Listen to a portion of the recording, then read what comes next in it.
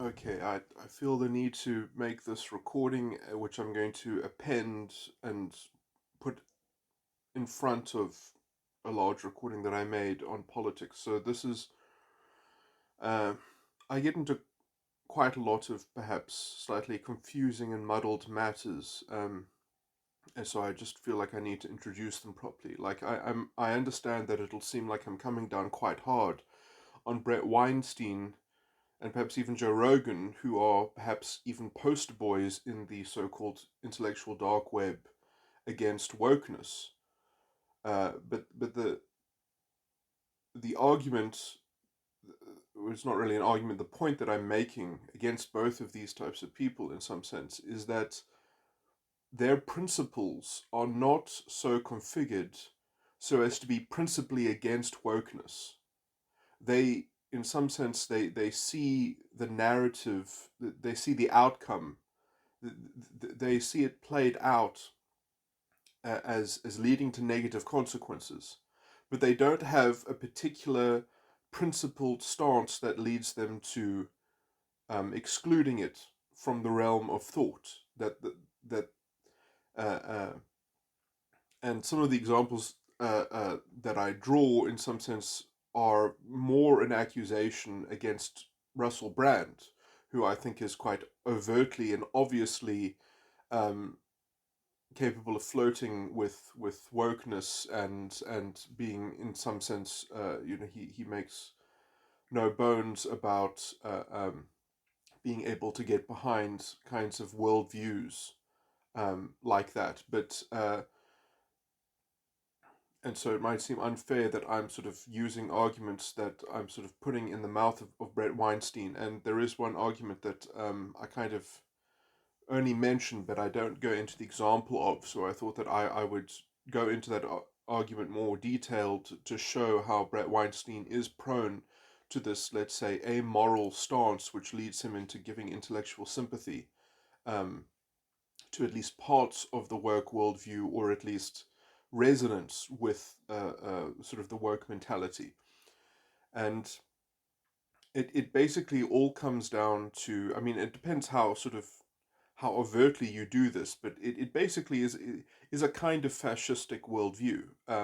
It's a kind of fascistic frame of narrative, because you allow yourself to reduce people's identities and their behavior um, or their culture.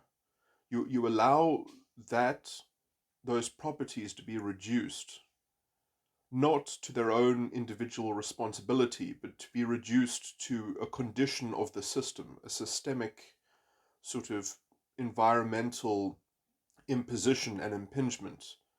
And this comes in many varieties. You know, if you believe that people's behavior or their culture or their identity doesn't belong to them as an individual, but is a kind of, they are agents of historical systemic oppression, that they have inherited that historical systemic oppression, and it marks their culture and their behavior or their identity, then they are no longer agents of their own dignity or integrity. They no longer have self determinism, the dignity of self determinism, and the dignity of choice in the framing that you have placed them in, and which means that basically they somehow then become deserving of a certain outcome which the system must deliver to them, and they must just be part of some grand narrative that needs to sort of resolve whatever entitlement seems would sort of bring a general solution to the problem. The problem, though, is that because you've reduced their self determinism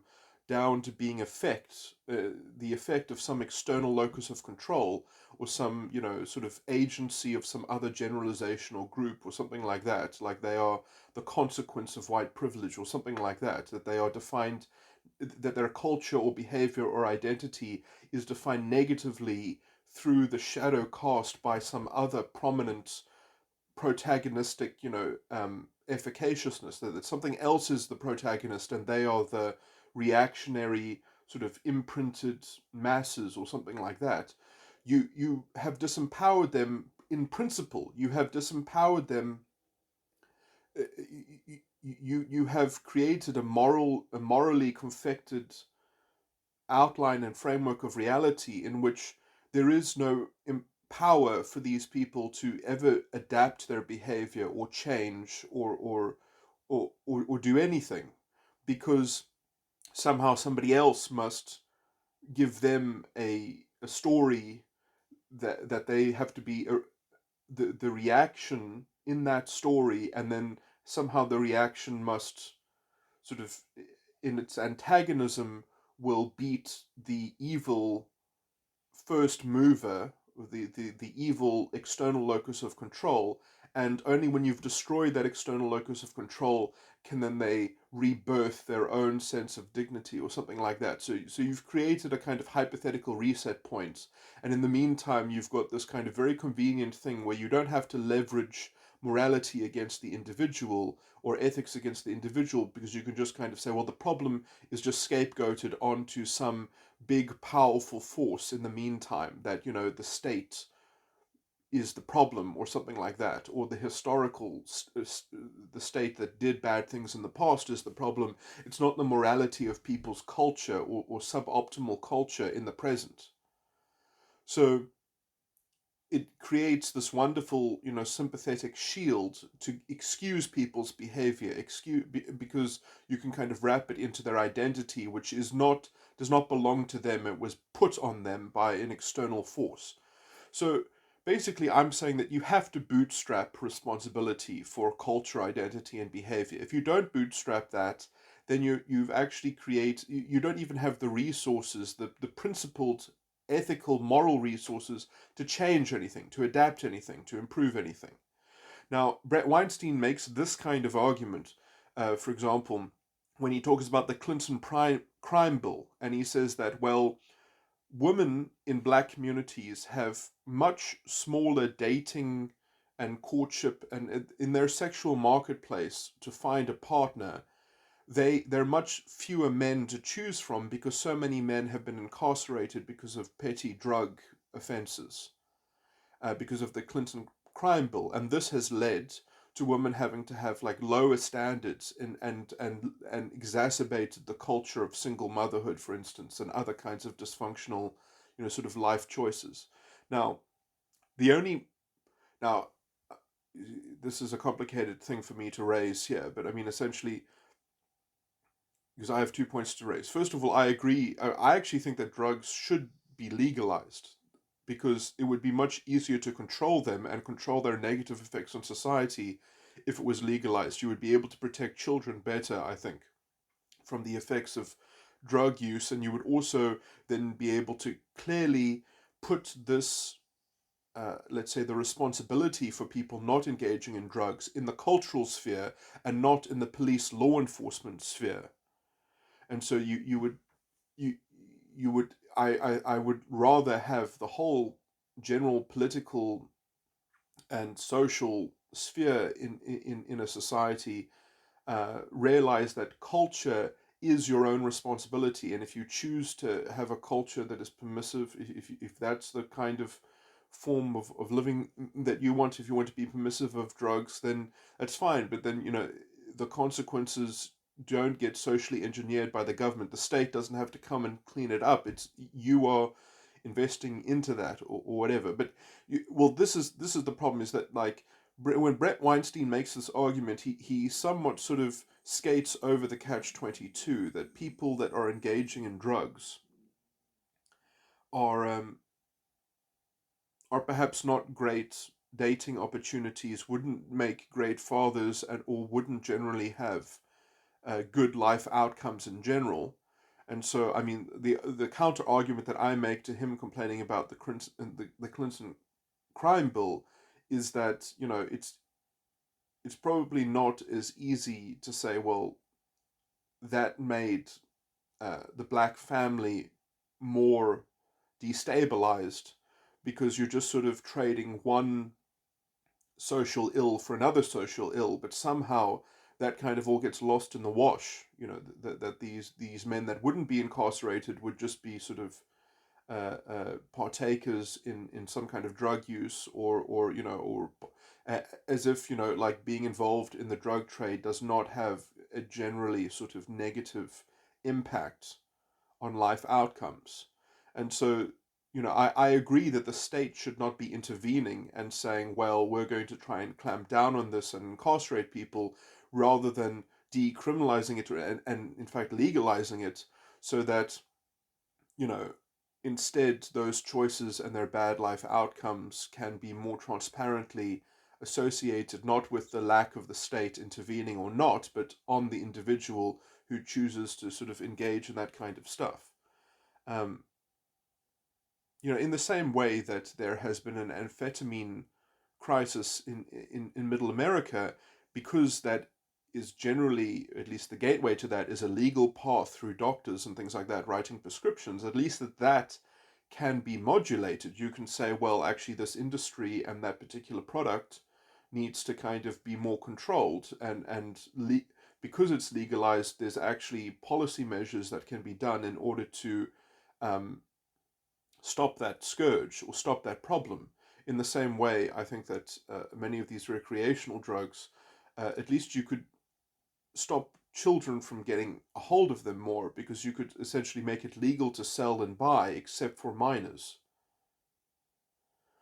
And if you did it in a controlled way, also you would remove all the kind of the organized crime money from the system. If it was legal to produce them and sell them, you could sell them at a cheaper price, so that perhaps you would also cut out certain forms of, of criminality that goes along with it, but also the organized criminality element of it would completely dissolve, and you would perhaps get rid of that kind of violence. And I understand that it is still a trade-off, but I think it's a better trade-off, and it puts culture in a better position in some sense. I mean, the only thing is, from a structural point of view, the state is basically letting people destroy their own lives. The state is allowing or permitting people to sort of, almost in some instances, perhaps commit suicide through the use of these sorts of voluntary things that you are making, that then it would be legal to partake.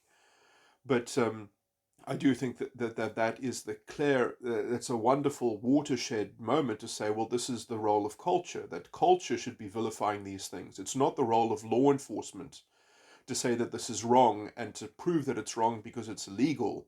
It is actually the moral fortitude in culture that needs to actually do something about this. And I actually have also an argument that's similar to this, that is around abortion, but I'm not going to, let me not get too disparate into tangents. Uh,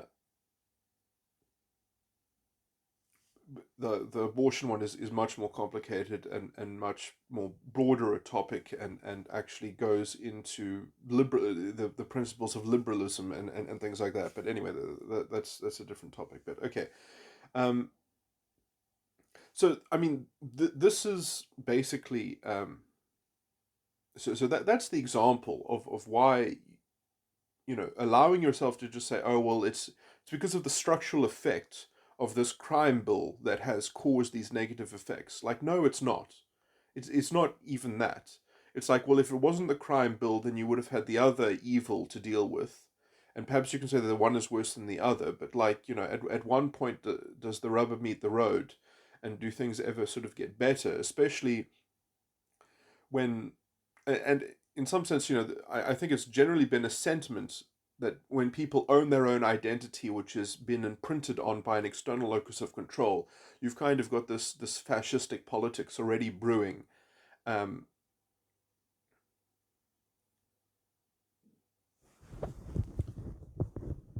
okay, let me get into. I made a lot of notes around this, so let me just.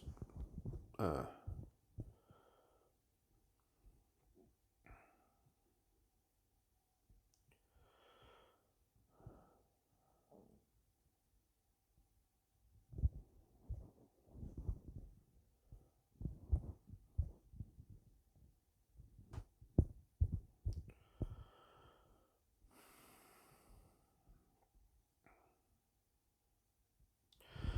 so yeah, well, here's a sort of. I'm not saying that life isn't unfair. I'm saying without a proper ethical framework, you are not ever able to see clearly who is contributing to making it unfair. And just well, that without in principle, you axiomatically, you're saying that people have to own their identity and own their own culture and behavior, or they are an utter slave to some narrative cast by any fascistic storyteller that centers the blame and excuses things, and into fundamental disempowerment and an external locus of control. You're casting a whole group of people as being fundamentally reactive to some moral causation, which is robbing them of their own moral agency. Um,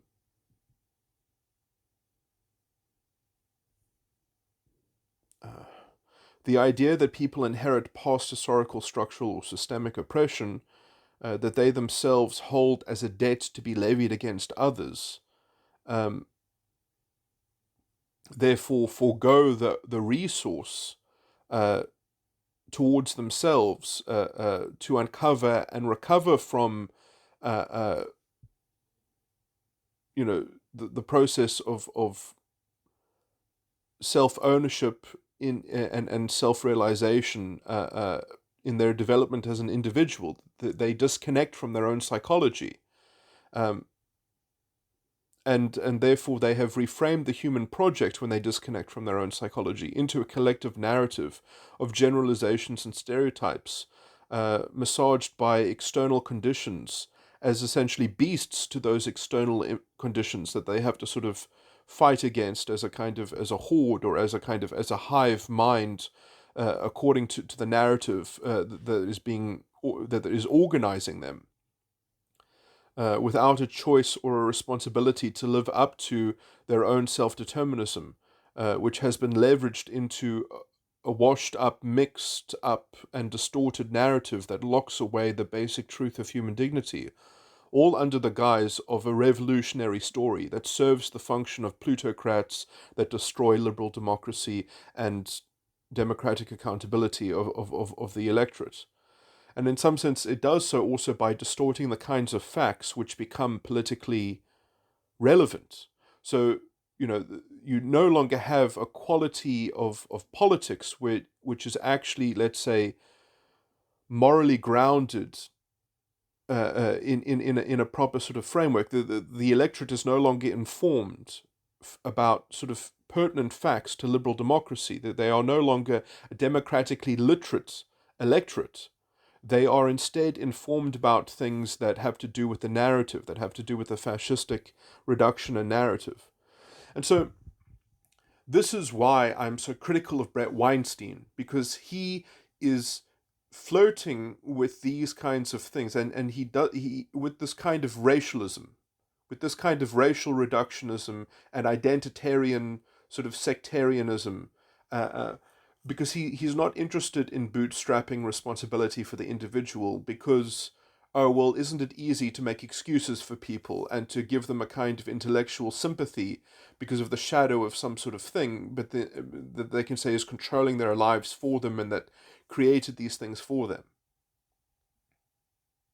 which also completely has a blind eye to all the people who have escaped from those bad conditions, who have essentially made the right choices and moved away from them, uh, and in some sense, the kind of intellectual sympathy that he offers people even stops better things from happening at a larger scale, because people can't actually create cultural movements that would be a bulwark and an aegis into protecting a higher rate of living, a better state of progress through overcoming these kinds of psychological self impediments, in some sense, which are basically ideologically entrenched.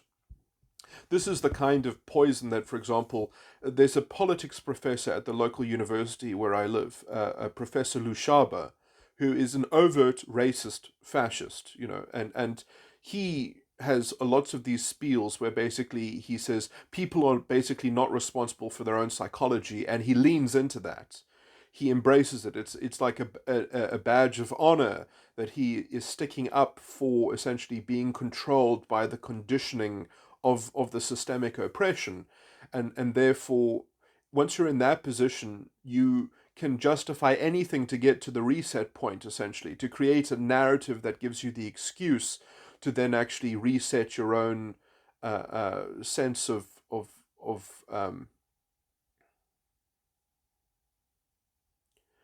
so it's almost like, well, if you label yourself as having no integrity and being disempowered, and you say that the reason why that exists is an external factor that needs to be redistributed or needs to be destroyed or needs to be lampooned, then you've kind of got a sadistically edged political program that is all psychological, and it's all necessary to fulfill the psychological goal of essentially this kind of vampirism or this kind of parasitic extractionism, that, well, if the system doesn't take the blame for it, and some agent for on behalf of the system that is a different identity, that is a scapegoat identity, doesn't come forward and do a kind of ritual scapegoat sacrifice, then there can be no rebirth of the identity. Then our identity can't cleanse itself if we don't sort of burn the witch, if we don't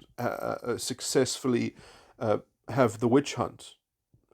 And obviously, this whole diversion is just perfect for plutocrats and autocrats, which continue their corruption unabated, because they are completely unaccountable, because responsibility has been offset onto the scapegoat group. And so, already that's another consequence of the disempowerment, that you don't see how you are contributing to the problem, essentially.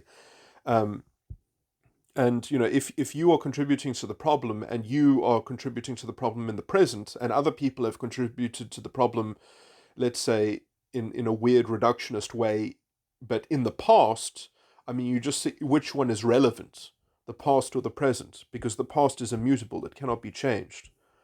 So already there's a moral witchcraft going on there, where uh, the past is being projected onto the present, just to psychologically provide a kind of intellectual sympathy to people, just to provide excuses for people, which are completely counterproductive, which don't get you anywhere towards actually fixing anything. So you have this kind of very entitled psychological sort of vulnerable narcissism, and that's in the end, that's the problem with all of these people that I'm complaining about, of Brett Weinstein, and Russell Brand in particular. I mean, uh, I can loosely lump Joe Rogan into this, just because, but I mean, he doesn't do it overtly in some sense. But I mean, let me just make a separate case for the issue that I have with him. Although I almost shouldn't even be mentioning him, because he doesn't really, I think, really provide an intellectual take on any of these things anyway. In some sense, that is my problem: is that he doesn't it doesn't register for him. Um, how I criticize him is that he will go where the wind blows, essentially, but he doesn't offer a real principled um, takedown of this stuff.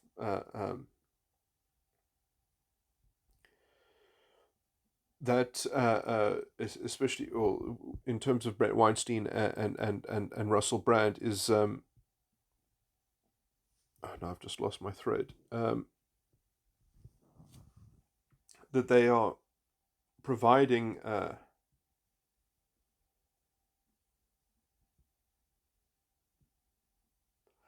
being able to leverage these kinds of this kind of systemic excuse making, um,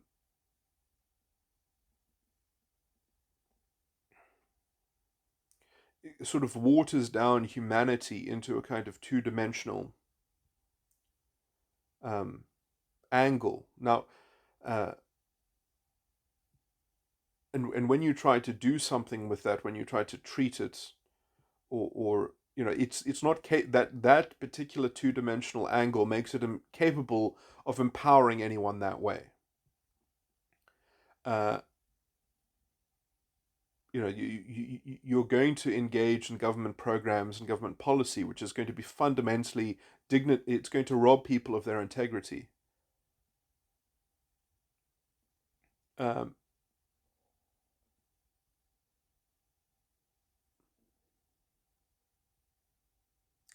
it doesn't assist them; it infantilizes them, essentially. But and it treats them as a kind of commodity in this kind of narrative way, which is just fundamentally dehumanizing as well in some sense. But in some sense, it just kind of exacerbates the problem. But oh yeah, okay. So now I now just remembered the thread. It kind of it is basically I'm making an ethical or a moral indictment against both Brett Weinstein and Russell Brand that they are kind of okay with vulnerable narcissism, that they are okay with acquiescing to vulnerable narcissism. It's as if they believe that there is a class of humanity that vulnerable narcissism is what they is a kind of is a viable natural mentality to hold, and we need to kind of assuage that politics needs to pander to that, or that sort of elites need to make provision for that we kind of have to work with that. And as undemocratic as it is, as poisonous to libertarianism as it is, we should just go ahead and do that. Um, and in some sense, it's kind of like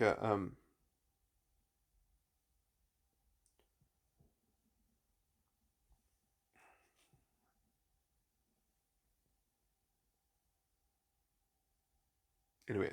This is, I think, is the toxic form of the mob, and sort of the moral reductionism that the mob is somewhat prone to, which to me I just find quite unsettling. That Brett Weinstein will get I can't remember what her full name is. Brittany Hart or something, but he had essentially a student of Ta-Nehisi Coates, who, as far as I can tell, is sort of which is in the same position as Brett. That Brett is also straddling this line that has a kind of intellectual sympathy for both. That oh well, there's something to treating people as principle as individuals, and there's something to basically reducing them into historical residue that has dirtied their identity and their psychology, and somehow that psychology doesn't even belong to them. So then now they don't even have the resources to actually overcome that psychological damage or whatever, as if everyone isn't always damaged by everything just because history. I mean, yes, you can reduce everything to historical causation, but it doesn't have a moral purchase. It doesn't have a moral element to it. Yes, everything is caused by history. Well done. That doesn't mean that you can tell a history story and you can tell a narrative about history, and then you need to be respected in the political sphere, in the moral sphere. There is something like moral causation, which we do actually have to hold as sacrosanct. Otherwise, we don't have common standards, we don't have a common humanity, we don't have values, we don't have principles at that point. And the idea that you're going to have sort of pseudo principles that give sympathy to people, and sympathy is a good thing to extend to people, well, that's not going to amount to compassion if that sympathy is essentially inculcated in negating their basic dignity. Because if you don't in principle give people dignity, how can you, what is there to rehabilitate if you don't in principle frame people so that they even have dignity in the first place?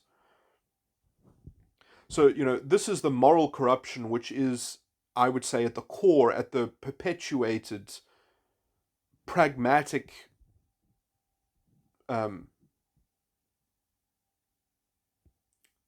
malfeasance that the state is usually perverted when it's perverted by sort of the so-called left liberal democratic woke kind of sort, which end up creating I mean every time you've ever had a woke policy, you have created worse outcomes and more devastation and more um, disempowerment. I mean that's basically what it does, is it creates artificial outcomes that are propped up by vampirism and extraction, um, and that's antithetical to authentic empowerment. In some sense, the only thing that it empowers is this toxic identitarianism. That's all it does. And so when I see Brett making arguments and aligning himself with people, who or basically are in that worldview. I mean, and I guess he sees it as part of his sort of radical leftism. Uh, anyway, I go into this into the recording. Now, okay, there's another comment that I should make, that I go into some other things which sound very crazy, and I'm actually trying to, in the same way that I've just tried to show that it is necessary to bootstrap dignity of the individual, otherwise you don't even have any kind of, otherwise you lose track of the moral causation in issues that needs to be the overarching framework. Like, by the way, that is not to say that you can't look at statistics and history and look at conditions. That just means that when you want to do something about them, you have to reason again from first principles. You can use it as a let's say a fishing expedition to find out things that maybe there are some things to do things about. I mean, you can use it to say, okay, well, if this historical event caused these effects within culture, then you know what, maybe that there's something in culture that needs to be fixed. But then without the actual solution, the cultural solution to that, rather than creating activism around the intellectual sympathy that, oh, this is caused by that, is completely irrelevant. If you tell people that they don't own their own culture, I mean, then there's nothing that you can do to change it. You're just giving them an excuse to perpetrate it further. D- Disowning people of their own culture and saying that they are an effect of something else, and that should make them angry, does not stop them from doing it.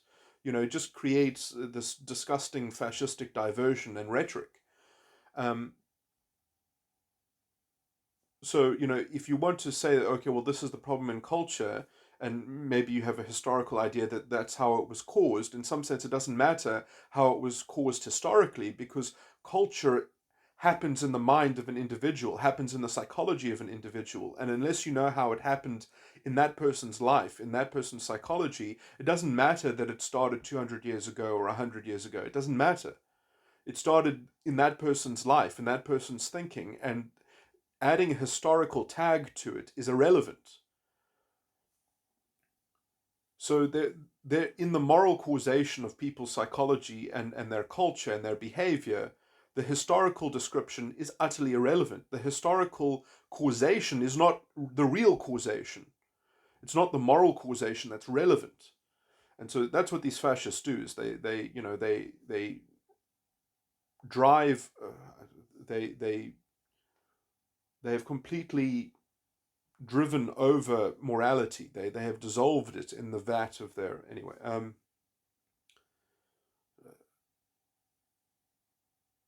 Sorry, I'm just repeating the point that I made earlier. But okay, so I tried to, in the same moral bootstrapping way, I try to get into other political issues that I think are very important, which are things like how, in line with this that I've just set up, how policy should be designed to be anti-dysgenic.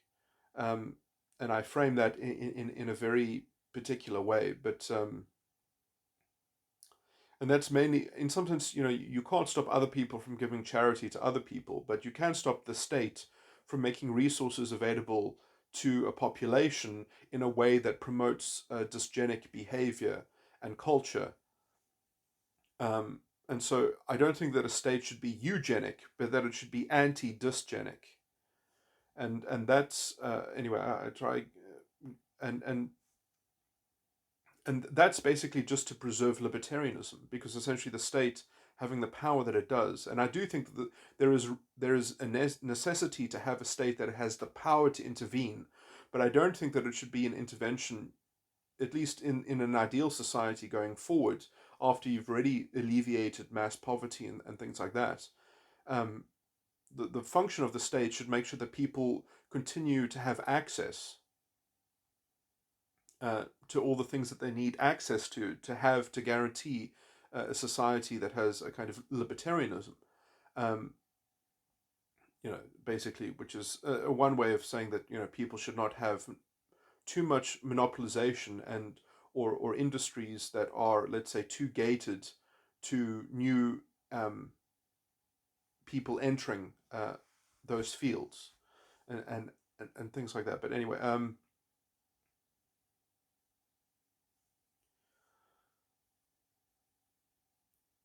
so I do think that access should be performed by the state, creating some kind of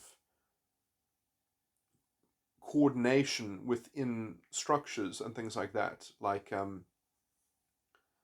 uh, sort of impelling a certain amount of transparency around maybe certain aspects within the market that help the market run in a cleaner way, or in a way in which um, new entrants and industries can kind of peer into those industries,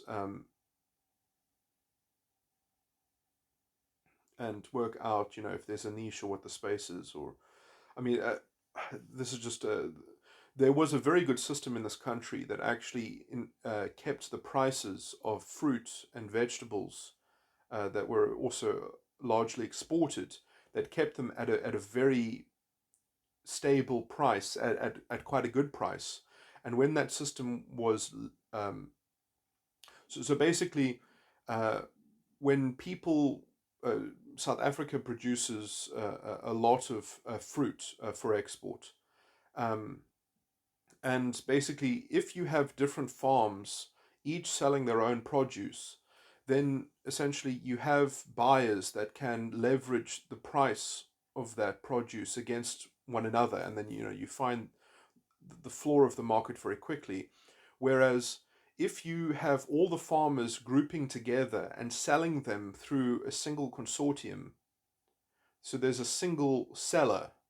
But the only thing is that if you have a single seller of produce, you have to have commensurate produce. You have to sell one product, or you have to have one product that is graded in a universal way. And so between the farmers, there has to be this grade A plus, grade B, grade C. And then there's a single price per each grade. So that is the problem, is that between local farmers, you have to kind of force them into that container to do that. And there was actually legal battles over that, and some farmers, thought, well, I can get more money for my produce if I sell it by myself, because we're actually better than grade A plus or something like that. So they broke the consortium model, which basically guaranteed that there was essentially a stable price for grade A of this fruit was worth that much.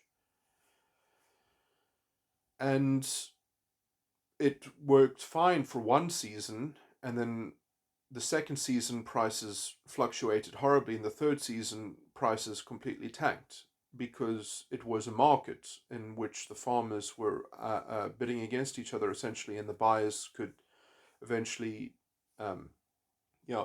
So I mean, it was actually a lot of farmers, perhaps even the farmers that tried to remove the old system, didn't even connect that the market crashed because of how they had removed the safety essentially, and it was actually I would say that kind of corrective, that kind of thing that happened, because you see, then what happened was you had all the farmers produced all their goods, and then it was lumped together, and it was like, well, this is how many oranges we have, and this is how many of this grade. And then what would happen is that the international buyers would come, and they would have to buy, and they would know that there are only this many oranges. That's how many oranges there are for export from this country.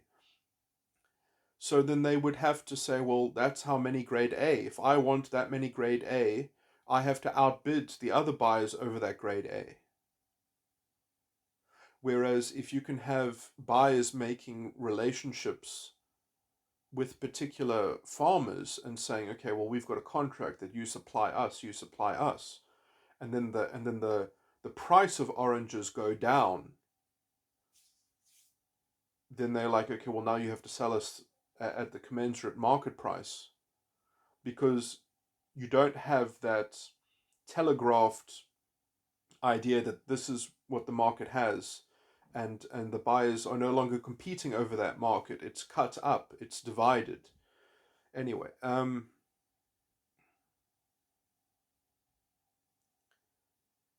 okay, that's so it's interesting that was a that government project that was set up, which is in some sense a kind of uh, that made a lot of money, extra money for the country that the money wouldn't have. It made a lot of extra money for the farmers. That was actually in the economic interests of the farmers. Although some farmers could hypothetically say, well, I could do better without it, and they ended up essentially destroying the market price of their own goods. And it's interesting because you'll never be able to find farmers won't be able to orchestrate that themselves. Sadly, they or you just um, and the ones that don't join, if the majority of farmers would put themselves into such a consortium, the ones that didn't would essentially get the benefits without having to comport themselves to the system. So you kind of get the free ride problem. So it's interesting, there are issues like that where where it's for the greater good or something like that. It's for the good of all. If they would actually just be kind of uh, regulated in the way that I've just described. But it's interesting. I mean that was a perhaps that's almost the rarest kind of government program that has ever had a an overtly obviously positive effect across the board in terms of its trade off, but it is an imposed trade off, which is in some say in some way kind of anti anti libertarian. So it's interesting because I am kind of yeah, it's weird. Like when you get away with it, when it actually works out better overall in such a way, I feel like that actually, um, and in some sense, having a higher price for these goods means that new farmers are more capable of joining the market as well. They also, in some sense, have buyers built into the system because there's only one seller in the consortium. Well, the consortium is the only seller to the outside world. So, you just kind of, you automatically gain access to a market to sell if you wanted to be, if you wanted to grow fruit in the old system. Anyway, um, and you're only basically competing with your other farmers in terms of grade or in terms of targeting a particular grade or something like that. Anyway, uh,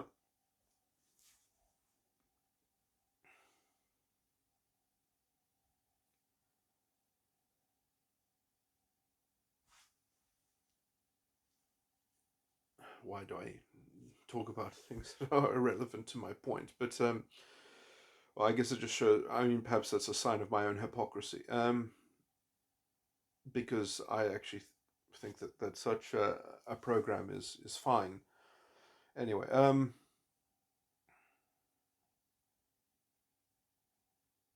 but I mean, I perhaps that's a limitations clause there. Perhaps if a farmer were to actually argue against such a system, that would be like, no, your rights are being limited. Your libertarian rights are being curtailed. Let's say your freedom of association, because you're being forced to associate with this consortium. But if you want to sell your fruit to foreign things, it has to be through the consortium, and in some sense, it's better for the industry. It's better for everyone. So I do think that that would be that would be constitutionally justifiable. Perhaps you would have to look at the particular case, but in that case, I think unless there was a particular reason why someone wanted to sell something, uh, if there were other extenuating ancillary factors. But anyway, um,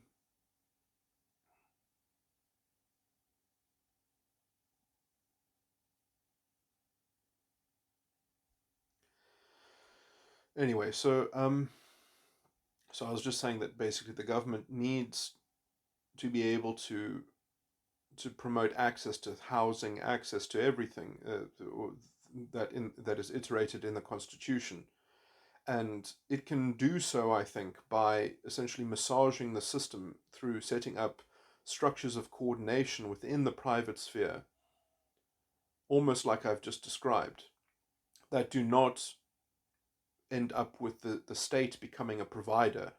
And if the state does become a provider of everything, of anything, it should be a provider, hopefully, of coupons, of vouchers.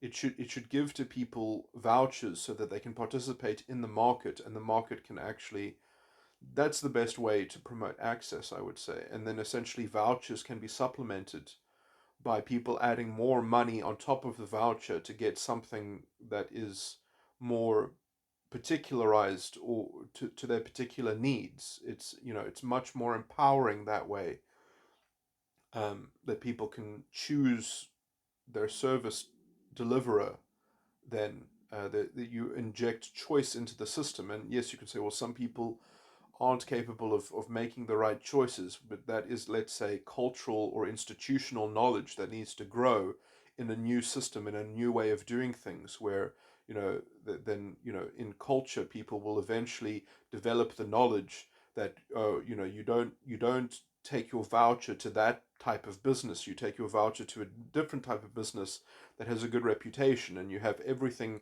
then working in a cohesive way that actually drives things forward. But anyway, I mean, in my country, the real problem is that the the ideological corruption and moral corruption is so deep that people will even, they will turn this country into uh, a genocidal war zone, uh, before they will stop stealing money from the state, and stop their corruption and their endless, sort of, the state is just so corrupt. It's run by a mafia, essentially. Um,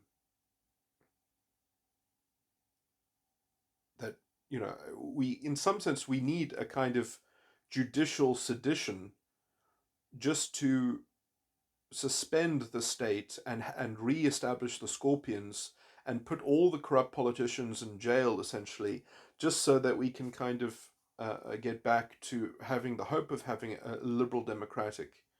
But I mean, I guess in some sense, if enough people are still willing to vote for such ideological corruption, I mean, in some sense, I guess you could say South Africa deserves to be poor, and we never deserve democracy at that point. If this number of people can vote for overt fascistic politics, they don't deserve the constitution that they are throwing under the. I mean, the ANC ideological corruption is blaming the constitution for the lack of development. I mean, it's crazy. They're saying, well, because there isn't expropriation without compensation, it's the constitution that's been in the way between us and land restitution.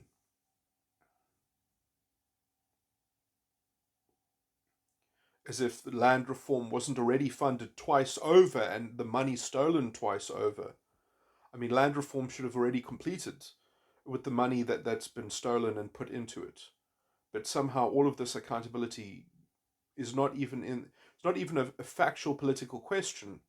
People don't even talk about, well, maybe we shouldn't be giving more power to a government that has stolen so much resources, that has been so ineffectual and so corrupt. How can we be talking about giving, but also morally they don't have the standing to have these kinds of special constitutional powers and change of the constitution.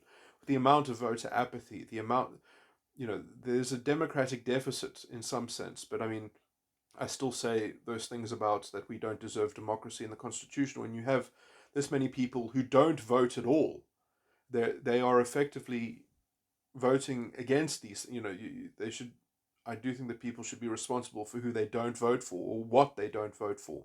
If they're not voting to conserve the hard fought, magnificent jewel of the constitution and the liberal democracy, then again, they are disempowering themselves, essentially. And I guess you could say, well, the racialist rhetoric is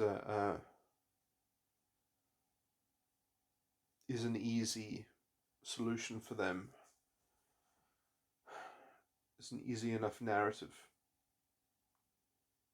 it's very depressing. Yeah, this is the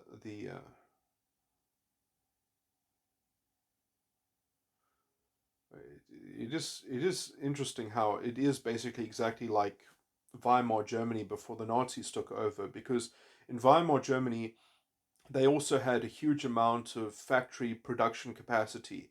It was politically engineered that essentially, well, because there's so much unemployment in Weimar Germany, we should build factories, and so they built all these factories that didn't produce anything, and that's almost exactly like the false solution of BEE, is that we're politically motivated towards making bad investments that aren't market related, that aren't justified in terms of the market. And this political interference is just a waste of resources and a misallocation. And it just becomes while at the same time you have a conspiracy theory, while at the same time in Weimar Germany they were having the Jewish conspiracy theory, we have the conspiracy theory of white monopoly capital and white privilege. It is the replay of history exactly, which is why I make the point later on in my recording that at least going through this time of history will at least be, I think, will have the positive outcome. Hopefully, we get through all of this dark stuff. Hopefully, we don't completely go all the way over the precipice. But financially, it seems that when the shit hits the fan, it probably will um, get quite nasty, but probably. Or I guess, well, the fascists are trying as hard as they can to normalize that kind of radical um, savagery. Uh,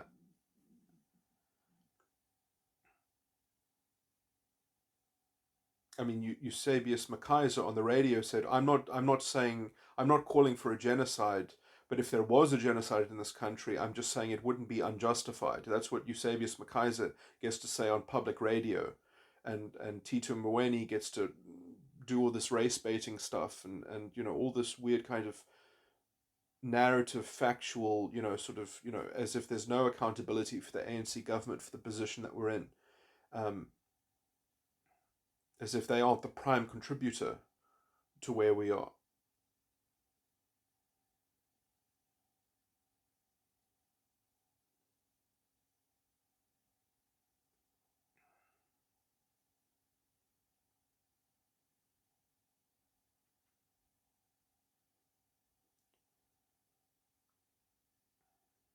I mean, we could have had a longer government of national unity, but no, the ANC didn't want that. So, I mean, the idea that they don't own the state of the country and the lack of development of the country is, it's slightly psychologically it's schizophrenic. It's selective of reality and of cherry picking history and the narrative. But anyway, yeah,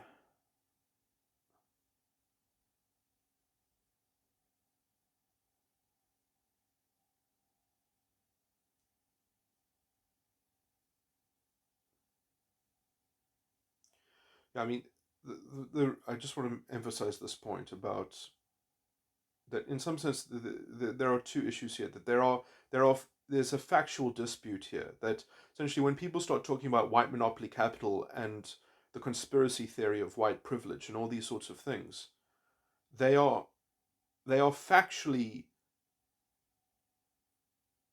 disguising, let's say, real pragmatic, history. They are completely gainsaying and lying about the position that we're in, and what has precipitated the position that we are in a way that completely overrides moral causation into this weird kind of historical causation, as if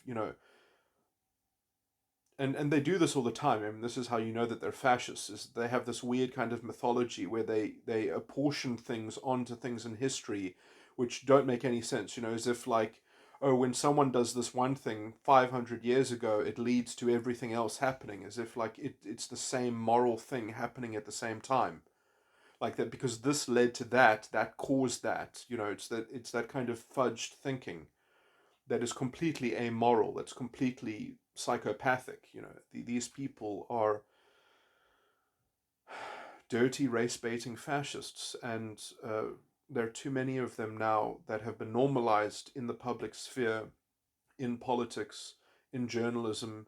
They're all over the place, you know, and anyway, and essentially the weasels that help them, and that's the main point of this recording, I guess, is not just to talk about those people who are overtly disgusting, but the people who are saddled on the fence, like I would even say Brett Weinstein, although I realize that that's an ironic thing to say because of his particular history of what he has gone through, and but I do find it problematic that he hasn't developed a proper moral stance against the stuff. Anyway, okay. Did I finish my point? Is the point about facts? Yeah. So, and in some sense, the weaseling stuff that I'm talking about is that when you are the factual questions become nebulous questions because of the moral vaguity, because of the nebulous nature of the moral causation and the historical causation. Questions about fact and about accountability become sort of artful projections, become interpretation. You know, and this was a point that I kind of touched on, but now I think in this opening introduction and summary, I'm probably hitting the nail on the head a bit better. That essentially, you know, the actual facts about what caused this become completely overridden by this weird kind of fascistic mythological narrative,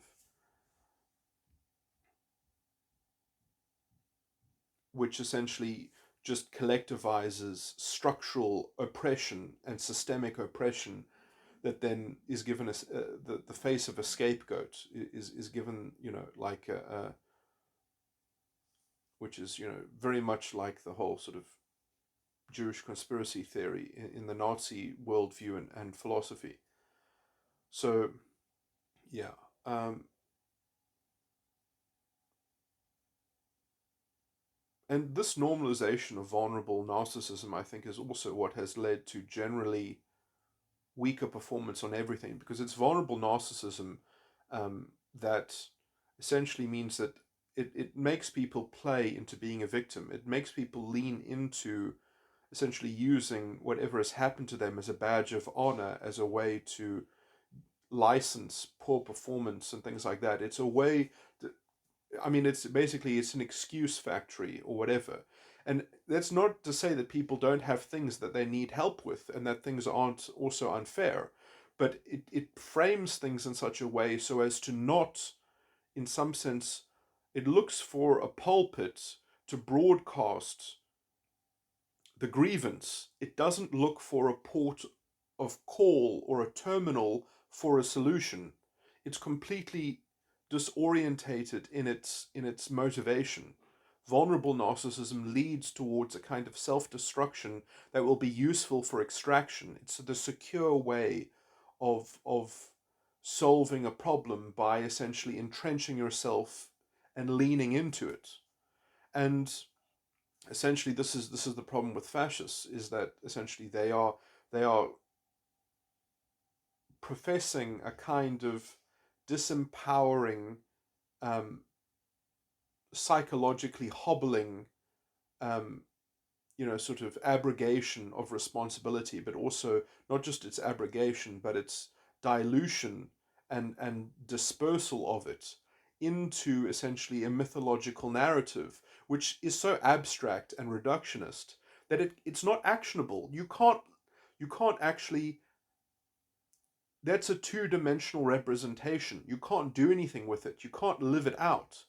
You can ideologically, dogmatically project it onto things, And and then you end up with essentially a kind of socially sanctioned psychopathy, which is what we see in culture today. Um, People living out those two-dimensional reductionisms that completely subvert moral causation by having an ideological moral confection. Okay, I've said enough anyway.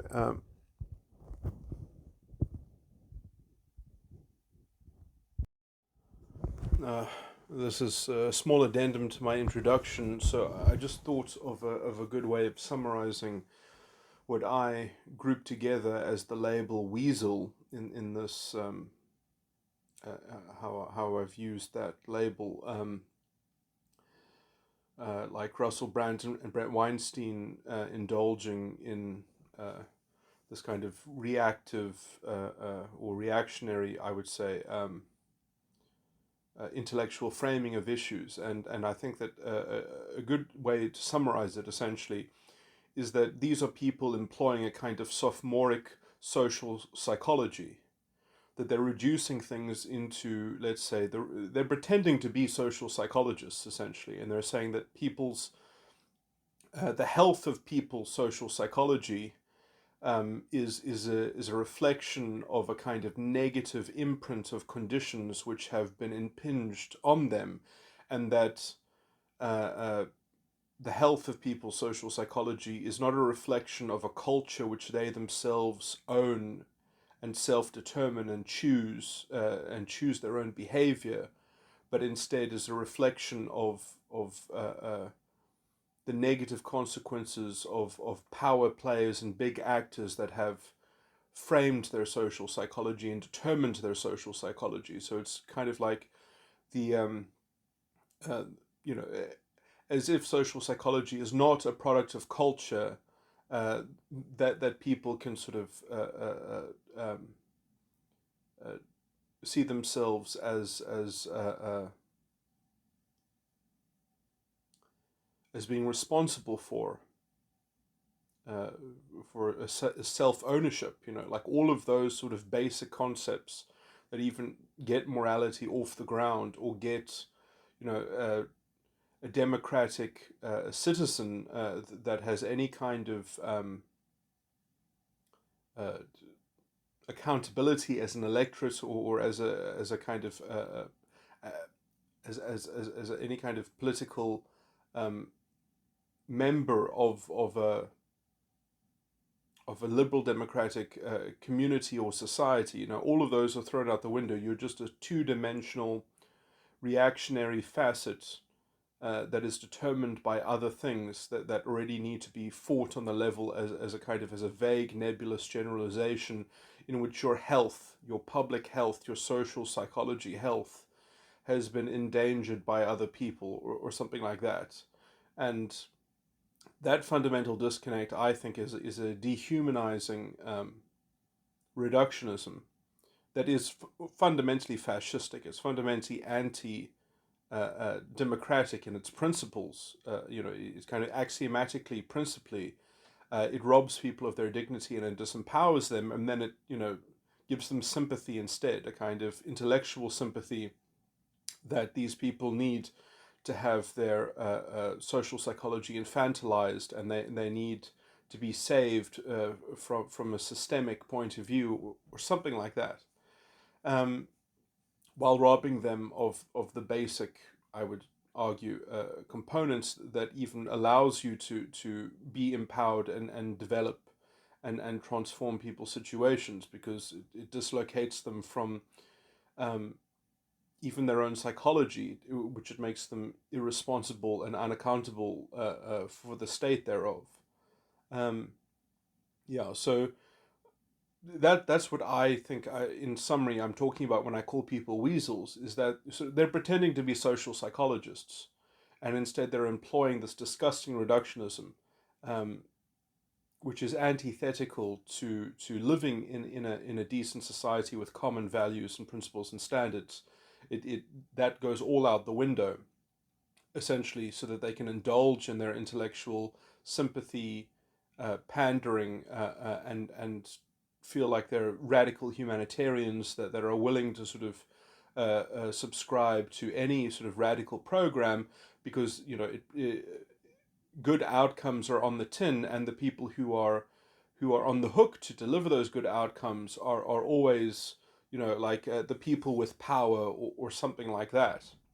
It's always sort of like supposedly it's the man is not only the problem but is also essentially tasked with supplying the solution. So anyone in the system who seems to not be disintegrating or fragmented or something like that, any part of the system that seems the most healthy is responsible for the whole entire system. Never mind that political power is distributed.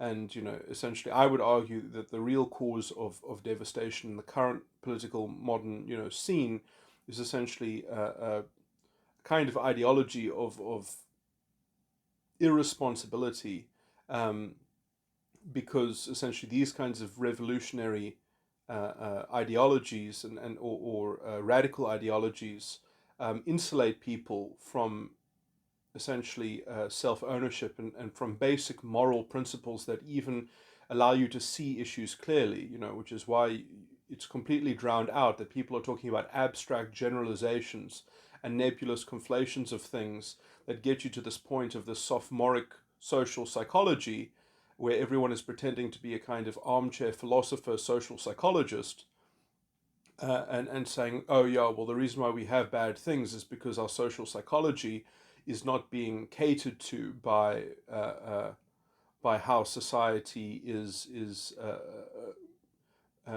mechanistically functioning. That society needs to be engineered to mechanistically function to supposedly optimize this kind of social the health of the social psychology of equality or whatever, and that disgusting confection, that sort of that strange target is just so amoral fundamentally, and it's so invested and entrenched into amoralism that it in fact supplies a whole corrupt plutocracy and autocracy to perpetrate under the auspices of that so-called revolutionary ideology. In South Africa, this is particularly conspicuous. This is particularly obvious. When you have um, members of the NEC in the ANC who are also members of the SACP, the South African Communist Party, essentially say, oh yes, we don't like corruption, but government has to still take the lead in the economy and all these things because the economy just wants to make profit. So obviously government has to take the lead. And it's like, well, how can a government take the lead when it is proven to essentially be endemically corrupt? As if people, as if the invisible hand of capitalism does not operate, as if businesses don't have any kind of social consciousness. I mean, I would argue that if the economy was just left utterly alone, that there would be much more social consciousness manifesting on the business decision side of things um, than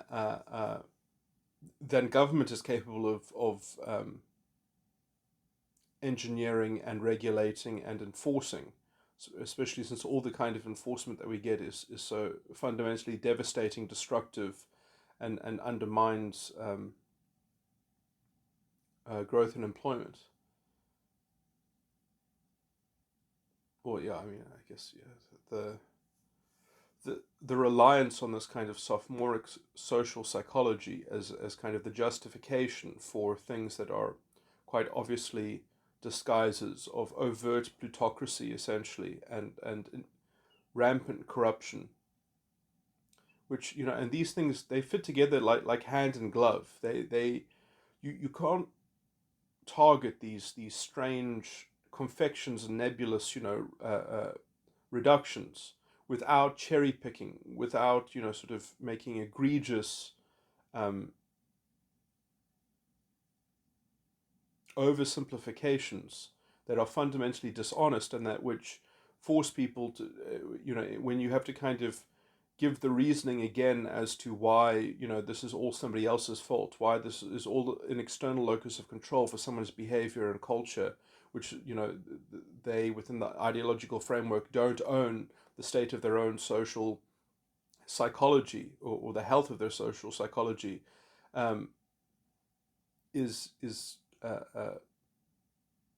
predominantly outsourced and diverted into this external locus of control. Like that, when you are having to repeat those things, you are literally broadcasting a message of disempowerment, a message of non-self ownership, which becomes more and more overtly radical and obviously fascist. I would say that it's implicitly always fascistic, and it always undermines democratic literacy and accountability, which is what we have in the media. That's why the media is so fundamentally illiberal in its messaging.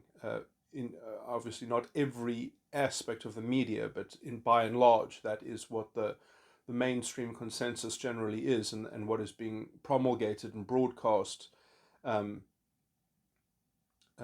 that is the underlying theme. That is the underlying message, and to pierce through that, I think you have to be quite incisive. You have to be quite pointed, and you have to be quite accusatory. I think that and you have to be quite stark in your language, and calling this out, and describing this kind of fascistic sort of alignment of a kind of intellectual consortium, which I am very sorry to say includes the likes of Bret Weinstein, as ironic as that might sound because of his particular experience against these people. But he is engaging in the same intellectual weaseling that I would say that is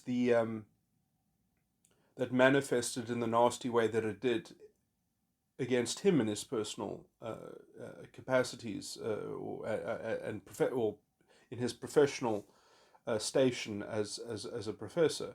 Um, anyway, this I think is a very important thing.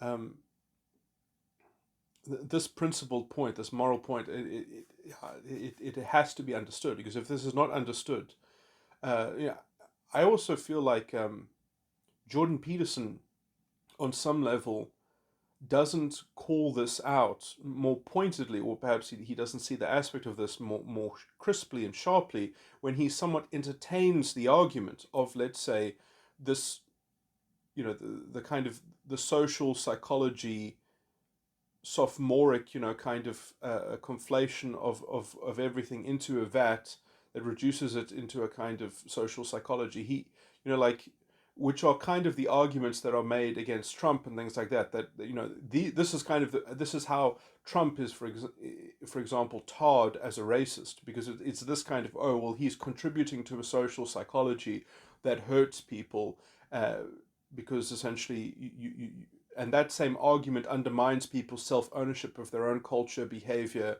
and self-determinism.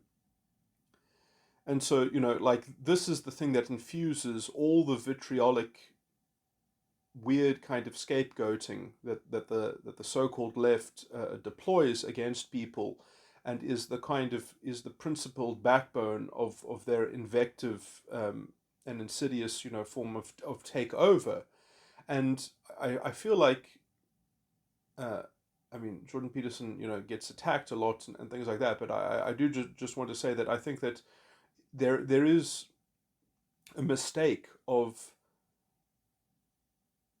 pretending that these arguments hold water when they don't, pretending that you have to, because essentially their whole characteristic of these types of arguments are a kind of demanded, extracted, or enforced intellectual sympathy, because in some sense that's their whole mood of the argument, is that, well, shouldn't we have this intellectual sympathy? And this is a very toxic form of sympathy, because it will undermine genuine compassion and authentic progress on any issue. It will be toxically reactionary and regressive in every aspect. You can't get around that, but essentially you are compelled to sort of say, oh yeah, there's something to that, and in some sense there must be something to it, because it's a nebulous confection. It's a conflation of things down into a kind of cherry-picked thing. And to not point at the fundamental bad faith of that kind of ideological bucket fishing is to fall for their trap, and in something to give play to their argument when it is, I would say, fundamentally a bad faith argument. I mean, this is why I do have the kind of, let's say, the ire that I have for these weasels, and I call them weasels because I don't see their kind of intellectualism that they're perpetrating is pseudo intellectualism. And for me to say that about Brett Weinstein, I understand that that's somewhat ironic or whatever, but it's just there is an intellectual piece that is utterly unprincipled in this story, as they are banding about these narratives and these narrative confections, and it's disgusting. And do they not see their own principal deficit here when they just prattle along and repeat, like sirens, just sort of repeating the mantra of this weird kind of social psychology, as if, well, that's a good way of reducing people down into a problem that can be managed. And it is dehumanizing, and it is also disempowering, and it's fundamentally principled. Its premises, as in principle, are essentially the fundamental disempowerment of people, not essentially being agents of a kind of vulnerable narcissism, and that is all they'll can ever operate as, and that is how they must be regarded and treated, essentially. And yeah, I mean, it's illiberal fundamentally at its core. But I mean, obviously, and I do think that is the toxic form of left radical thought, which has gotten a free pass, and this is the toxic strain, the toxic virulence of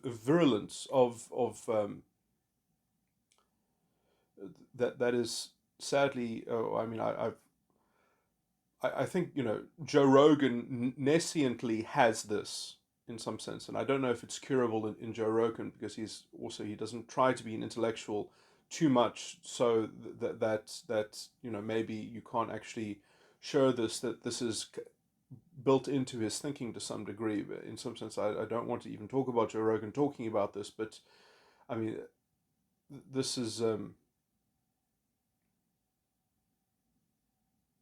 I mainly want to focus on the overt weasels, as it were. Uh, but for completion, I do think it is worth pointing out how many people are prone to this kind of vagary. Um,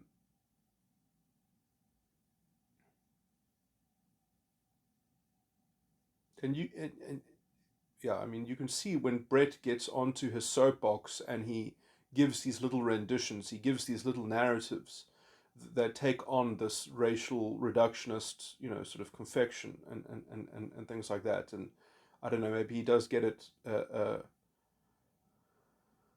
from Heather's feminism that he has been uh, uh, tolerant of, or has sort of been exposed to, or something like that.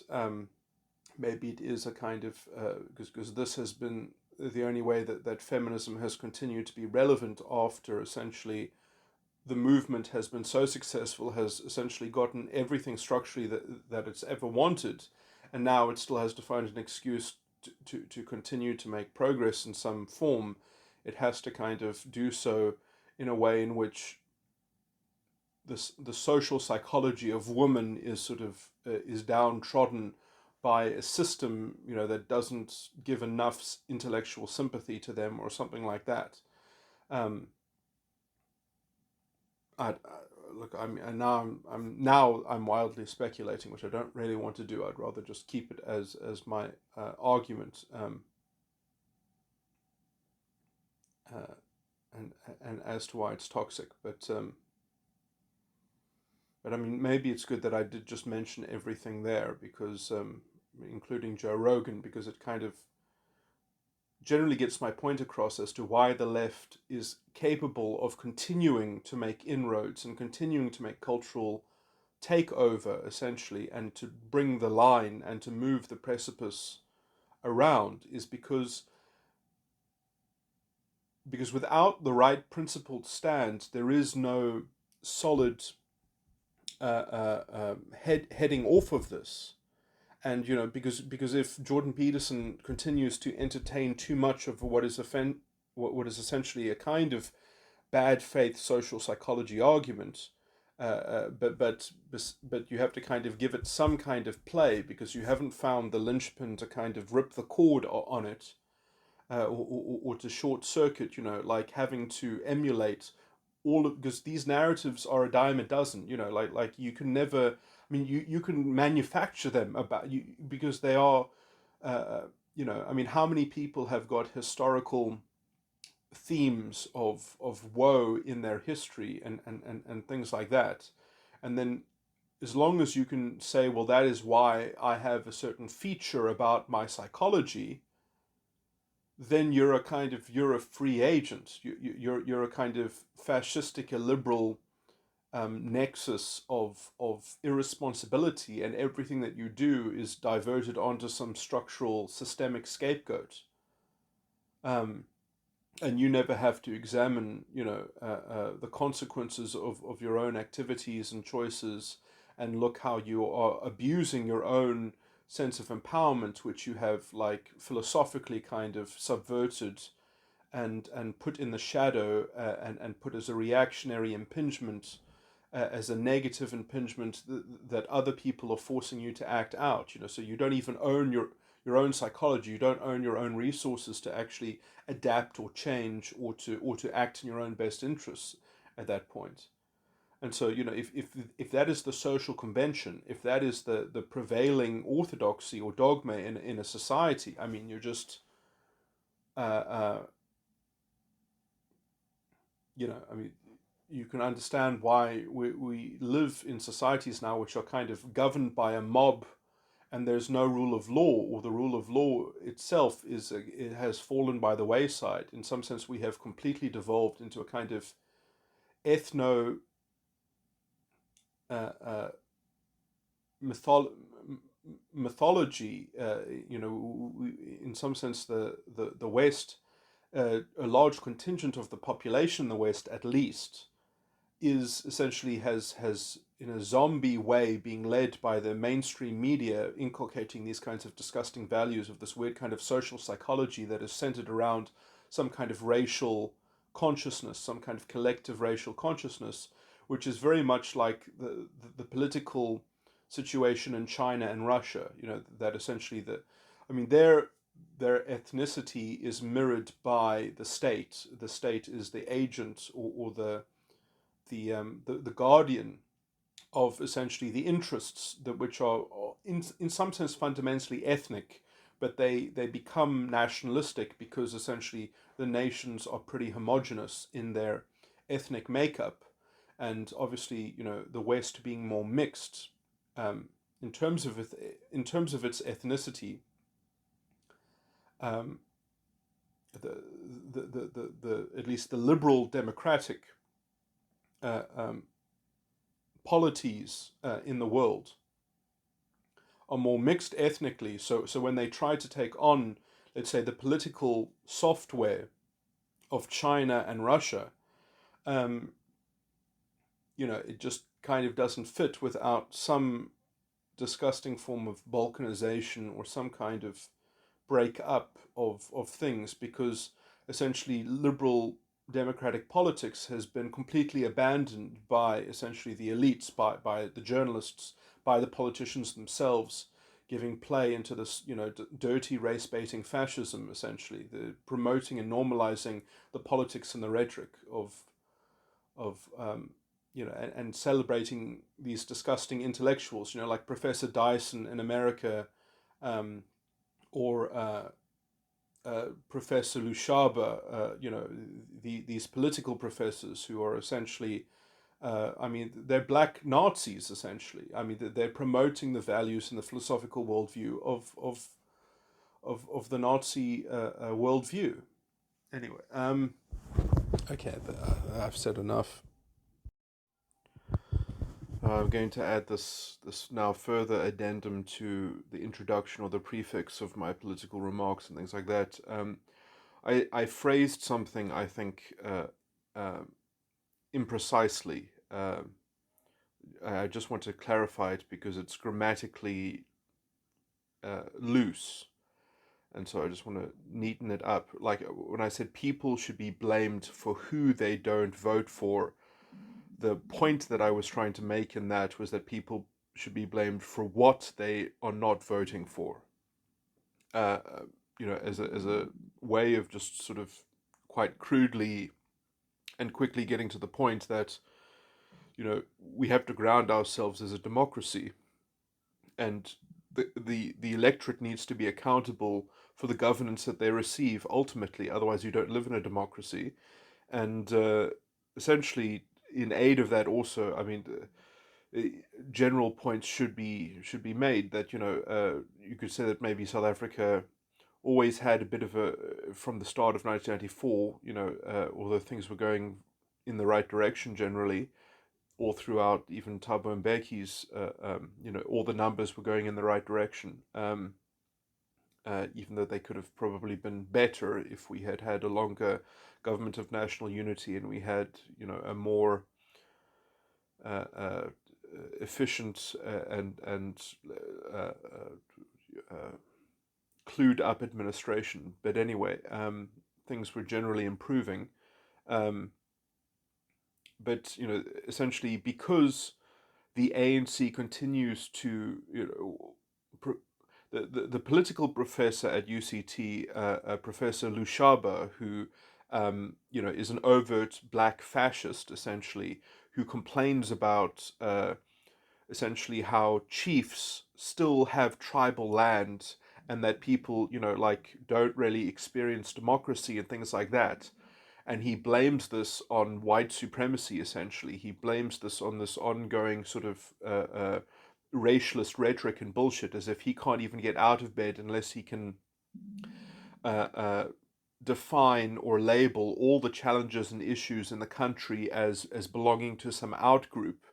But these systems are maintained by the ANC de facto. They are not challenged by the ANC. There is no interest to democratize or to level up, the country. And there's certainly, even during the Zuma regime, there was a clear intention of the ANC government essentially to keep the rural people uneducated, so as to secure essentially a voting bloc which they can leverage through any sort of uh, uh, half-witted sort of political rhetoric. In the form that Professor Lushaba's political rhetoric that he uses, which is that you blame everything on white monopoly capital or whatever. You just divert blame and you shift it onto the outgroup when all the bad conditions that are being perpetrated are absolutely the ANC are absolutely responsible for maintaining and continuing to service, um, so as to not provide basic services like basic education, to not change the landscape of people's lives so that they can have title deeds and things like that, because the land is tribal land administered by chiefs and things like that. And then when you've got these people who are effectively living in a different era, they're living in almost like a Bronze Age structure of society. Um, then this kind of lowbrow, illiberal political rhetoric of this kind of racialist, sort of identity mongering and things like that, you, it's almost like a cynical ANC move to leverage a liberal politics and to secure a liberal politics as a secure voting bloc so that they can continue to be oligarchs and to continue to plunder the country, essentially. And so you've got this kind of this very cynical form of a kind of plutocracy and oligarchy that is invested in undevelopment, that is invested in suppressing people, and they've got the perfect kind of disguise of this revolutionary ideology of identity politics.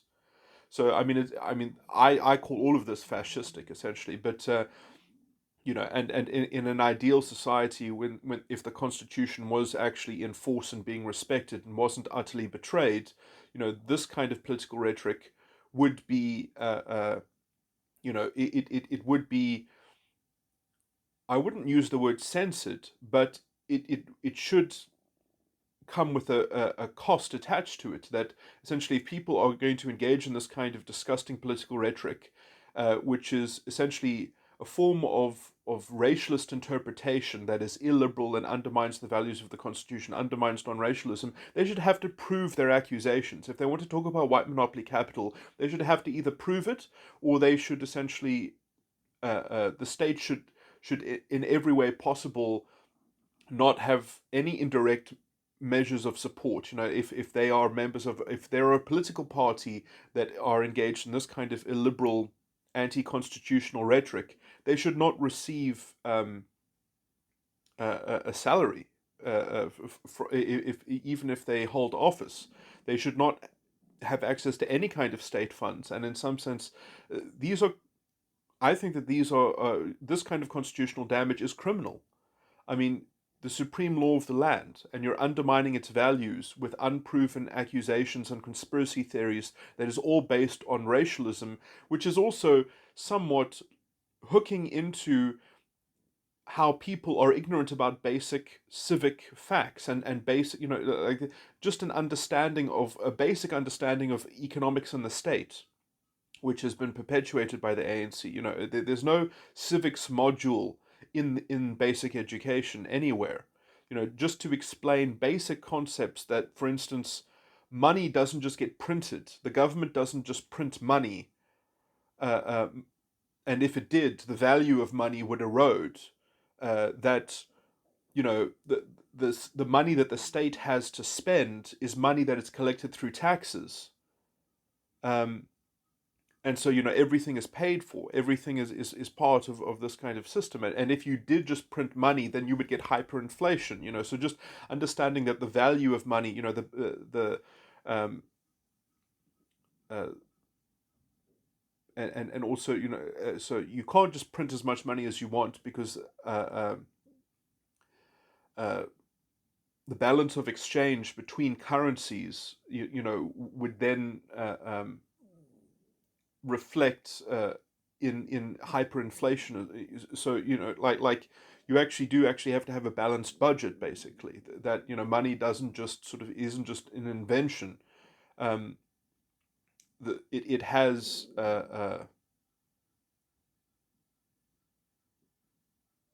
so efficiency is important in the state, and in some sense just a basic sort of education that in civics, that well, if you don't like how a place is being run, these are you could even look at all the major political parties and do what they say, and do a kind of basic invigilation as to what each party says about each other's policy, and all the different types of policy options about like how a state can be run, and what the kind of the likely sort of outcome that is, or how that functions, or how it has been functioning with the current policy. Just that people can link policy with party, and with basic consequences. A kind of basic democratic literacy, um, and where you could have very very basic um, debates between the different political parties in terms of their manifestos and what they stand for, and what their particular policy is, and also just a general awareness of just the basic different sort of directions in which, I mean, for example, do rural people know that if they perhaps voted for a different party, they could change the tribal chief system, or do they know that that system is essentially only perpetuated because of ANC collusion in it, essentially? Like do people know that this is in the realm of possibility, but that it's entrenched or connected? I mean, to me, it's very strange that we live we seemingly live in a country with enough people that have the kind of magical thinking where they will actually vote with their feet by relocating themselves, by moving away from a, a province, a place in the country that is governed a certain way, so that they're moving away from that, but then they bring their voting habits with them because of the racialist rhetoric. So you just have this kind of race to the bottom, which in some sense is a reflection that the people at the top of society, the politicians running this, are just cynically entrenched in essentially maintaining their control through dirty, illiberal, sort of control of narrative and messaging and education, and keeping education at such a low level that their power games can't be uh, uh, seen through, it seems. And in some sense, if you look at how the voting seems to be going, there's a large contingent of people that are basically falling for the oligarchical a cover story, I guess, which has something to do with people like Professor Lushaba, overt racists and fascists, like Julius Malema and the EFF, and then the ANC, who has their own contingent of these kinds of politicians, and even um, Tito Mboweni and Ramaphosa paying lip service to that kind of disgusting racialist rhetoric, and that kind of where you can reframe all issues like that it's an issue of social psychology, that that basically there's such a scar of vulnerable narcissism on the psyche of the black identity that obviously uh, uh, that is the cause of all essentially bad behavior, seemingly by people with a black identity. It's this kind of this involution and this never-ending sort of external locus of control, and there's essentially the quality of leadership is just gets a complete blank check to continue its poor performance and very thinly disguised oligarchical perversion of everything. And it's hard to say that when the Constitution has de facto already been essentially run over, has already been so badly murdered by these bad faith politicians and these sort of racialist demagogues that have been given essentially free rein to inject their poison into the public discourse and to normalize fascistic rhetoric. Um, it's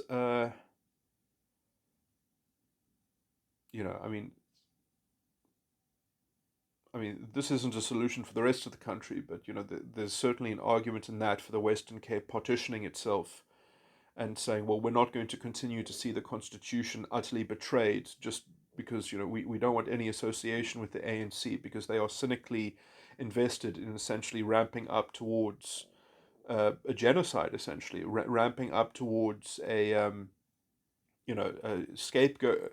The quality of leadership is just so fundamentally corrupt, ideologically corrupt, morally corrupt, and they have corrupted the law, they've corrupted the Constitution, they've corrupted the jurisprudence, so that the interpretation of the Constitution is completely without effect. Like the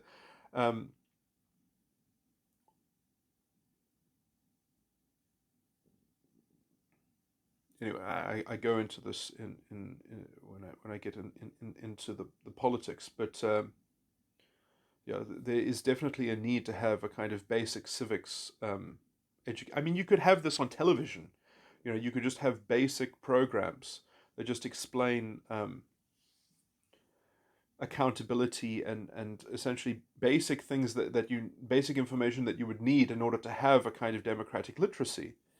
Um, you could have it in every language, and you could explain the central bank, and you could explain the budget, and you could explain taxes, and you could explain different kinds of basic economic policy and things like that.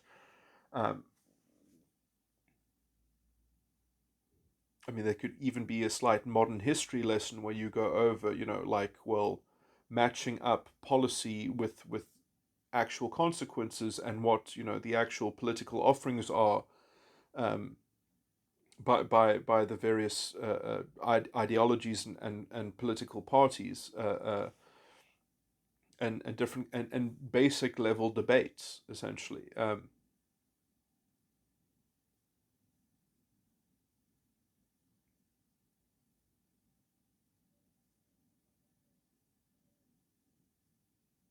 And what people's replies are to each other's rebuttals, so that you actually have a three-dimensional view of what people actually stand for. But essentially, that kind of, even just basic information is not allowed in a political arena, which is basically completely um, infused and fueled by overt racialist race baiting. Essentially, is the only thing that disguises the overt plutocracy and oligarchy. Um,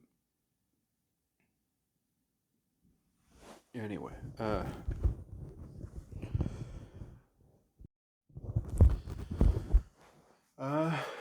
I did mention something which I feel like I should append somewhere, because I can't actually remember if it's somewhere in probably the 2 hours of politics, after the introduction, that I made. I think it is somewhere there, but I where I did mention that I have a particular view on abortion, which is that, basically it should be permitted, and the reason why I get to that conclusion is basically for kind of bootstrapping libertarianism reasons. Like, look, I'm very sensitive to the claim that the right to life should trump other rights. The problem is, and that is my personal view, that is actually my personal view. The problem is that I don't believe that it is a view that can be enforced by government. I like, in morality, I believe that is true in morality, that the right to life should trump other rights, uh, including the right of the unborn. But that, I think, has to be a kind of culturally projected, let's say, value or truth that has to be inculcated. But I don't think that the state can promote that moral position, and that can enforce that moral position, because the rights that it runs up against are um, are so close to the beginning moral, um, bootstrapping vicinity of where sort of libertarianism even gets itself off the ground philosophically. So, as I've just said, that is my personal view. And in terms of the right to life trumping other rights. But as, let's say, a judge in a court in a state, I don't see that the state should be essentially a conduit for me to exert my personal moral views against people that might disagree with those judgments and might disagree with those axiomatic values. And I don't think that it should be up for plebiscite. I don't think it should be a democratically, um, sort of coin toss on that level. I don't think it should matter if the majority of people believe it one way or the other way. That doesn't change that I believe that it should trump. But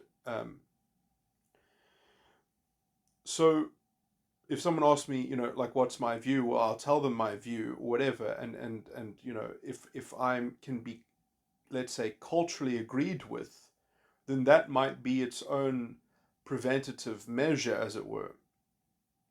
But because it runs up against the right of bodily autonomy and, let's say, freedom of conscience, because what happens if a woman doesn't believe that an unborn child is a distinct life yet, or can't be distinguished from, in some sense, a part of herself, that it's part of her or something like that. And in some sense, I mean, this is going to sound maybe a bit too strange or whatever, but like, you know, humanity comes out of individuals. It comes out of human biology. You know, society is made up of components that are products of human biology. And at the end of the day, you know, like a woman can go and start a whole new race in some sense. A woman can go start a whole new civilization, a whole new culture. She can be the mother of a whole group of people or something like that, right? So if a woman wants to have her own morality and wants to have her own idea of things, who am I as an individual to disagree with, let's say, the culture that she might want to go and be a part of inculcating and generating? And I know that that sounds like quite a radical view, but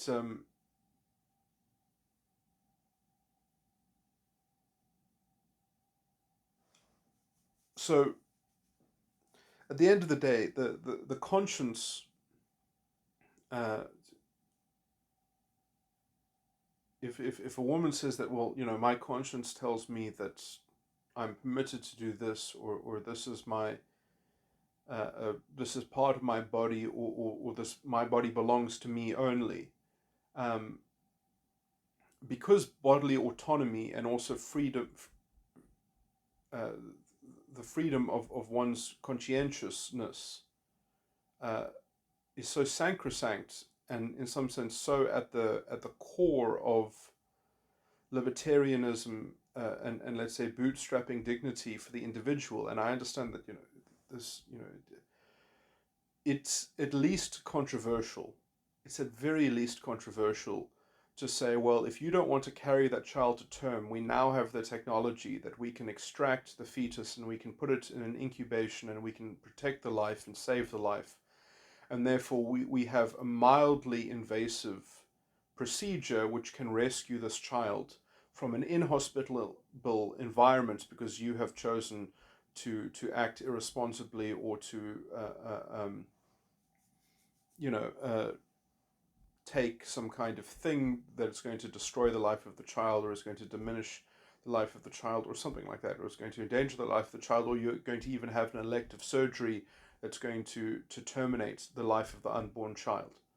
So if so, to put the extreme view like that, if that was ever the circumstance, I still think that a woman saying no, I don't want a part of me to go and have, I regard it as being a part of me, and I don't want it to go have an independent existence and an independent life. I don't want to procreate. I don't want to, against my will, and I see it as a vestige of my own bodily autonomy. That's at very least a controversial claim that I don't feel confident in enforcing my personal morality and my personal feelings against that sentiment. Um, because in some sense, I do see it as like a Venn diagram. You can definitely see it as, um, and I personally I do believe that it is its own life, but it is a life that is in some sense, I think, also belongs to the bodily autonomy of the woman. And this comes, I guess, I've made this argument before. This kind of moral argument is that I do think that parents. This is kind of, I mean, this is disgusting perhaps to say in this argument, but I'll say it anyway, just because I think that these principles are so important in some sense. But and this is more important in other moral questions and other moral spheres. That I do think that parents do have the right, within some limits, to abuse even their own children in their in raising their own children. That there are certain choices, that there are certain let's say styles um, of parenting that even if they are regarded as being suboptimal within certain limits, they should be tolerated in a society, so that we do not essentially have a state driven, state led, because essentially then the state becomes the highest purpose in a society, that everyone essentially is kind of adulating and mimicking the values that are, and it doesn't really matter, um, that essentially, that do we let society be taken over from the top down, or do we allow that, essentially the marketplace of ideas, as it were, um, and freedom of uh, uh, freedom of conscience, and so therefore there will be disagreements in conscientiousness, and I do think that fundamentally there needs to be a tolerance of that. Um,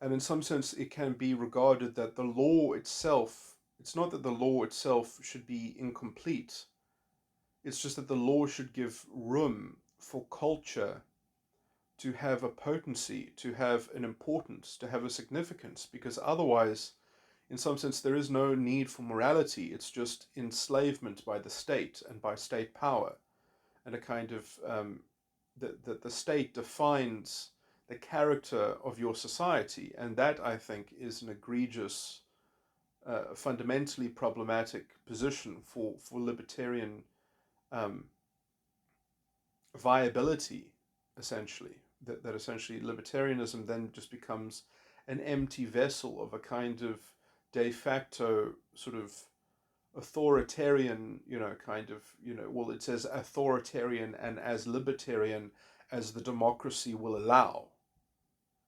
Um, and so basically, I think what I have outlined here is the kind of compromise that has, in principle and in values, already been structured into the South African Constitution. So I'll just say that the kinds of things that I've just gone over, I think,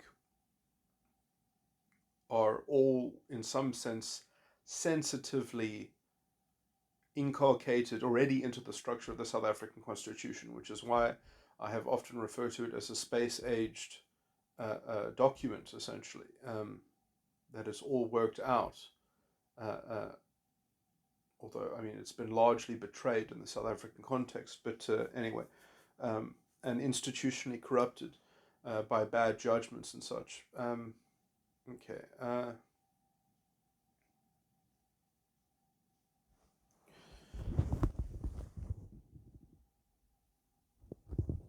And while I'm talking about parents, I guess it's worth saying that, you know on a cultural level, it's also important that, parenting should matter.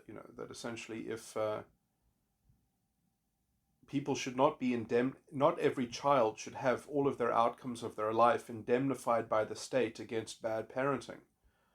Because in some sense, to create that moral debt that a child has against the state is essentially the other side of the coin of essentially having the state intervene into mediating every, choice that everyone makes, and you can't do that, essentially.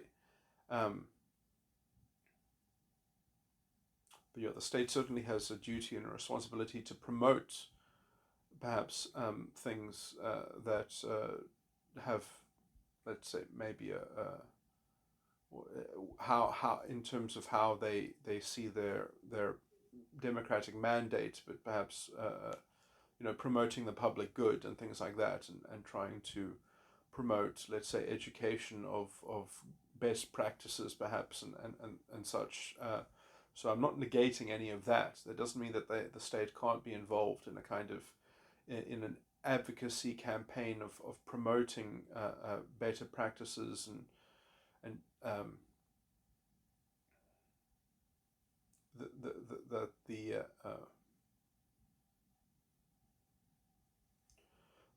think there is space for that in a democracy.